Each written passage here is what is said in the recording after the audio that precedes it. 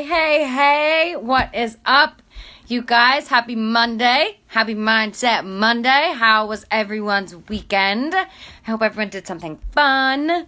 Maybe celebrated Halloween. Maybe got outside, enjoyed the fall weather. It was super nice out this weekend. So I'm super excited to do this call. I think it's going to be really relevant to a lot of the ladies in this group. Liza, what's up, girl? Liza, this is going to be extremely helpful for you since you missed team call yesterday. Shaking my head, girl. This is going to be helpful, though. Liza, what did you do this past weekend? And what was your biggest challenge this past weekend? We're going to be talking about weekends in this call. So it's going to be good. It's going to be helpful. What's up? Liza, what was your biggest challenge this weekend? Give me a hashtag live squad. If anybody else hops on to hashtag live squad, let me know. Let me hear you. Let me see you. And then if you're watching on replay, also let me see you. I feel like, why are you putting me on the spot, Liza? Because you're the only one on here. That's why. What was I going to say? If you're watching back on Replay Squad, give me a hashtag Replay Squad. I feel like this group's a little lame, a little weak sauce when it comes to Replay Squad. Not everyone lets me know when you watch it, but I can see on my computer screen, seen by, 37 people, 42 people, and nobody comments on it. Let's have some fun. Let's be supportive. Was being out a lot of special events with tempting foods around me. Beautiful. Great. We're going to be talking about that. So, we are talking about weekends, not weekends in total. We're going to be talking about specifically, and I feel like there's so much you can talk about with weekends that you could do. Literally, I could do next weekend and the following weekend after that on weekends. So for just this call specifically, we could talk about alcohol choices. We could talk about self-care on the weekends. We could talk about active recovery days on the weekends. We could talk about your Sunday routine, planning for the week ahead on your Sunday, travel tips, all of that stuff. Actually, we did travel tips in a lot of detail. Liza watched that video. The travel tips, I believe, is the second training. Also, if you ladies are curious, like if you haven't watched all of the videos in the past, you can go to the units tab on the left side of your screen and look at the titles of the videos to be able to choose which ones you want. If not all topics are relevant to you, like maybe you are the master and queen of your weekends and they're flawless, but something else might be of interest, just go to those unit tabs and select them from there. So if you're interested to learn about my staying consistent while traveling tips, I believe it's video number 2. So we're going to get in here. Specifically today, we're going to be talking about when you're going out to eat, some things you can consider, some tips and tricks for that. And then second, we're going to be talking about parties and just like being out at parties and being out at events. And so, so some of the themes here and topics and suggestions I'm going to give you ladies are a little bit, conjoined. Is that a word? They're relevant to both. And so with those, I'll still list them, but they're relevant to both. So, well, I'll start with that actually. What's going to be relevant to both parties, going to parties or going out to events and going out to eat? First and foremost, I think, is accountability and healthy relationships. So I'll just kind of talk about both of these in general. Accountability can be used in any way, shape, or form with both going out, going to parties, going to bars, whatever. Accountability can be used in any way, shape, or form that feels fitting for you. If you need to text someone throughout the night to have make sure that you're making good choices, if you need to tell someone that you're with, so if you need to tell someone we're with, if you're going out, like if I'm going out, Liza, maybe I'm going to say like, Liza, hey, cut me off after 2 to 3 drinks, or make sure I'm drinking my water in between my drinks, or make sure that I stick to vodka sodas, or whatever that is. Like that sense of accountability can be whatever you're comfortable with. Texting someone in person, calling someone in the middle or something, or it can be, I got you, girl, she says. Or this can take the form of someone that's there with you. What else was I going to say? What else was I going to say for accountability? I was going to say one more thing. I don't remember. It'll come to me. So someone that's there with you, someone that's not there with you, accountability in any way, shape, or form, checking in with each other, just maybe it's one-sided, maybe your accountability buddies for the night, whatever that means. Like, I think it's just important to be able to have someone that you can count on if you feel like that is what is going to keep you accountable. And then same thing for going out to eat, whether that's, telling someone ahead of time, like whoever you're going with, I'm just going to order this and help me stick to just that. Or I am going to be splitting my portion in half no matter what. And help me stick to that. So again, someone you're with, someone you're not with, maybe a mentor, maybe a coach. My clients are always welcome to text me if they're out to eat and be like, what the heck should I eat? I need help.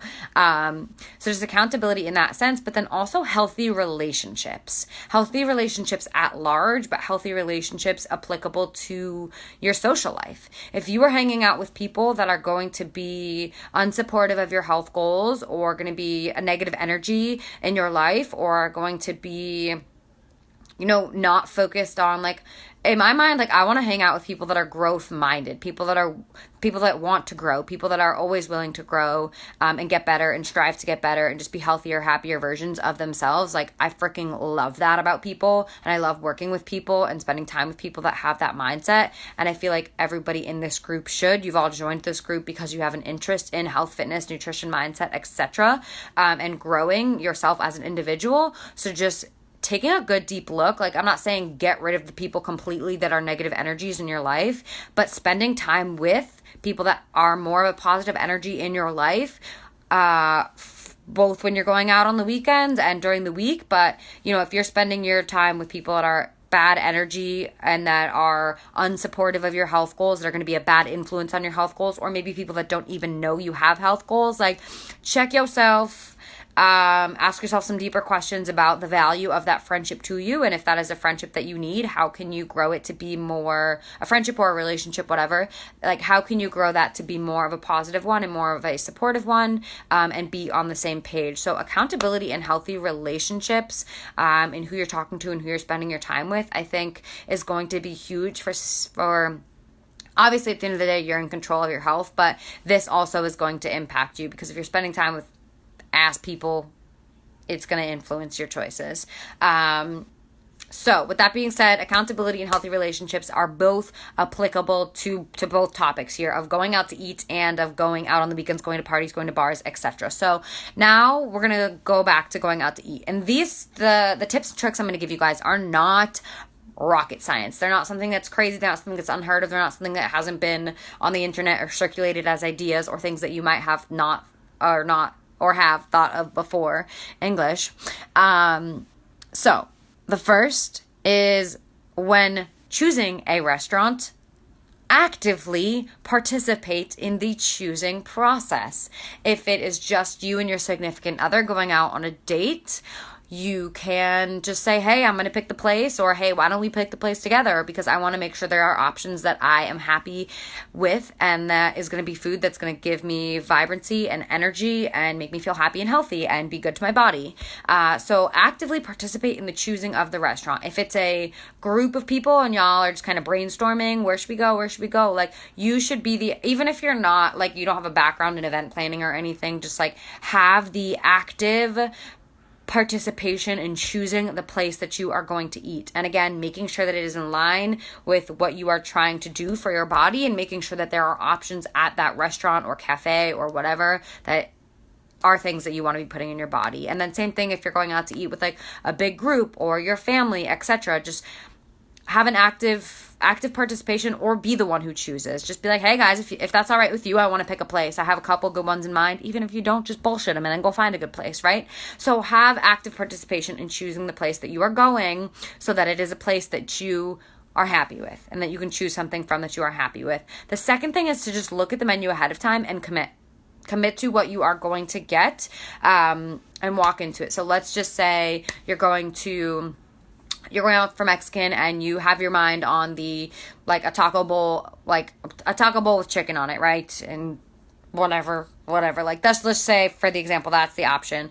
Again, you can use the accountability here if you need. If not, just decide ahead of time. Look at the menu ahead of time and then go into the restaurant knowing that that is what you are getting. Boom, no exceptions. That way, it's not like if you hadn't looked at the menu before, you're going in and then you're feeling overwhelmed by looking at the menu and things sound good, and then you're seeing servers carry food out and the food looks really good and it's tempting, or you're seeing your friends ordering other things that are tempting, or you're seeing the people at the tables near you having heaping freaking piles of double bacon, cheesy cheese nachos. Like, it just eliminates the temptation and the drive to order something else if you already walk in with the determination, knowing what you are going to get and already having decided. It takes away the temptation. It is what it is. You're still going to enjoy what you got, but it takes away that temptation if you decide ahead of time. And again, you can pull into accountability there, should you feel like you need that extra accountability. The next thing is about portion size, right? So if you are going to, like, if you're going to a freaking, what's that place called? Cheesecake Factory? Are you kidding me? Cheesecake Factory portions are like 4 meals worth. So if you are going to a place that you know ahead of time serves large portions, or maybe you don't know, and you can, I mean, typically in America here, we have big ass portions. So you can just kind of assume, unless you're going to a bougie, expensive restaurant, that the portions are going to be too big. So a couple options here for portion sizing. First one is split it with a friend. Just ask the server, hey, we're going to order this burrito bowl with chicken. Can you split that into 2? Right? Super easy. Split it into 2 with a friend, or ask the server, can you split that ahead of time and put half of it in a to-go bag? I'm not that hungry right now. Nobody's going to question you, right? Just say, I'm not that hungry right now, and they'll split it for you. They'll bring it to you in half of it in your doggy bag. Or again, if you're uncomfortable doing that, you can just do it when it gets to the table. Just like look at it, know ahead of time, okay, I'm going to split this in half, boom, boom, boom, eat this half is coming home with me tomorrow, I'm having it for lunch tomorrow. So just thinking about the portions and the ways that you can split the portion sizes so that you don't feel like you have to eat it all, and then so that it's not so overwhelming and you're not leaving your meal feeling like it was freaking Thanksgiving. So splitting your portions with a friend, with yourself, or having the server do it ahead of time. The last one I'm going to talk about here is a key foundational habit that I teach my clients that I'm working with. Liza, tell me one of them. What's one of your 3 foundational habits? Pop quiz, girl. On the spot. Boom, boom, boom, boom. What's it gonna be? What's it gonna be? Ugh, it says you're not live anymore. You hung up on me. You got nervous because she didn't know the answer. Okay, so eating slowly and eating to 80% full. So eating slowly is going to allow you to slow the F down, because we don't always slow the F down in our lives. We are go, go, go, go, go, go, go all the time. I'm guilty of it myself, but slow the F down when you're eating, right? Slow the F down. What this is going to do is it's going to allow you to, because you're out to eat, right? You're clearly with people you care about, hopefully, I would assume. Oh, I don't have service. I lost you. It's all good, girl. I called you out. Liza, and you hung up the moment I called you out. I asked you a question, and I saw the dot in the left corner go away. I was like, she's quitting because she doesn't know the answer. But I'm talking about eating slowly and eating to 80% full. So eating slowly is going to allow you to engage with the people around you more, right? You're gonna be able to talk to them more because you're not gonna be friggin' stuffing your face the whole time. Ask them questions, listen to them, actively listen to them. And eating slowly is going to allow your body's it's going to allow your body's natural fullness mechanisms to kick in. If you're eating your meal in 20 minutes, 20 minutes, and you're scarfing it down, your body's not gonna know it's full yet, right? Your body's natural fullness mechanism that's happening in your stomach, that little jam that's going on down there, it's not going to have the opportunity to kick in and have you feeling that you are full, even though you might have already eaten enough food for yourself. And again, this is applicable if you are working towards weight loss, if you are looking to bulk or looking to really optimize your athletic performance, if you are looking to gain skeletal muscle mass, if you are looking to maintain. Some of these habits might be a little bit different, but this is, more so for weight loss and just general health, would be eating slowly so that your body's natural fullness mechanisms can kick in. And also, you're going to be able to taste your food more. You're going to be more satisfied when you finish. You're going to end up eating less overall.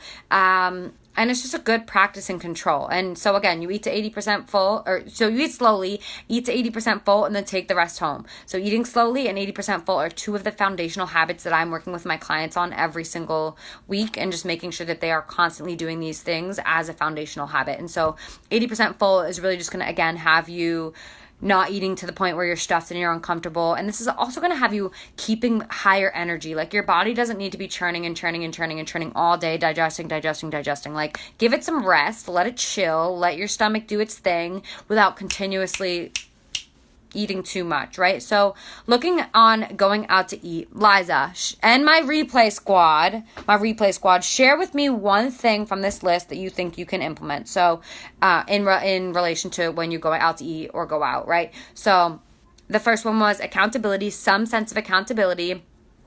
The second one was just making sure that you are spending your time with people that you have healthy relationships with. Having an active participation in the place you are going to eat, looking at the menu beforehand and deciding. We talked about splitting your portions, the different ways you can split your portions, and then eating slowly and to 80%. So of these 6 kind of tips and tricks, Liza and my hashtag replay squad, what is one thing from that list for going out to eat that you can implement? One thing.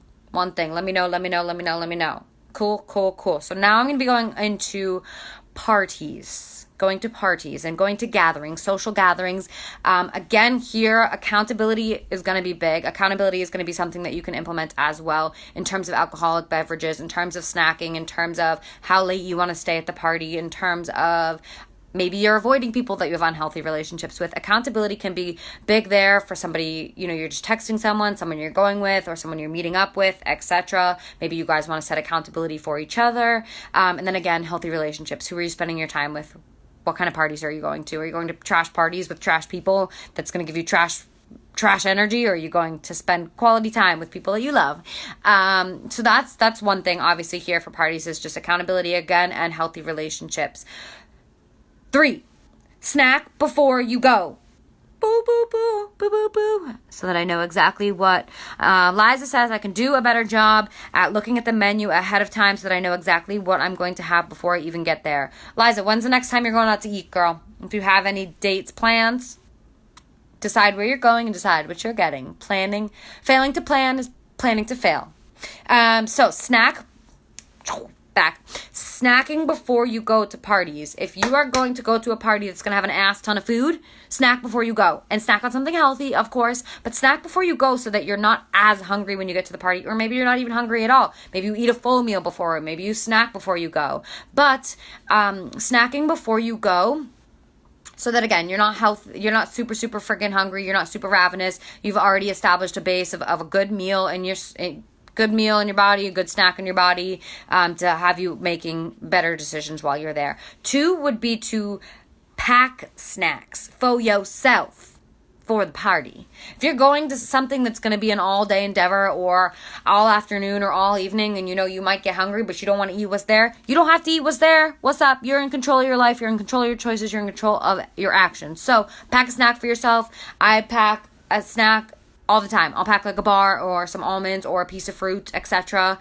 And I'll put that either in an over-the-shoulder like bag or a purse or backpack or whatever. I have no shame in bringing my own snacks places for myself. So that's the second option. Allison, what's up, girl? Allison is new to this group.